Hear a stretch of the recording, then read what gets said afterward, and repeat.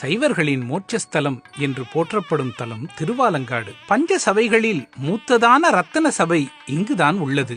உத்தரகோசமங்கை, திருவாரூரைப் போல இதுவும் தோன்றிய காலத்தை அறிய முடியாத பழம்பதி. நாலூர், கடவூர், காளி, கச்சி ஆகிய 4 மயானத் தலங்களை விடவும் மூத்த மயானத்தலம் இது. அது மட்டுமா, சைவத்தின் வேதமான பதிகங்கள் தோன்றுவதற்கே காரணம் இத்தலம்தான். கமலத்தேரால் சிறப்பு பெற்ற தலம். காரைக்கால் அம்மை முக்தி பெற்ற தலம்.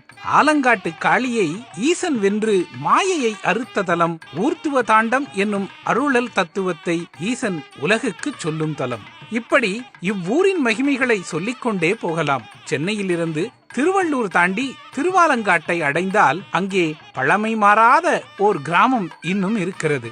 2000 ஆண்டுகளாக வரலாற்றிலும் புராணத்திலும் தனிச்சிறப்பு கொண்ட பகுதி இது. யுகமரியா யுகமது.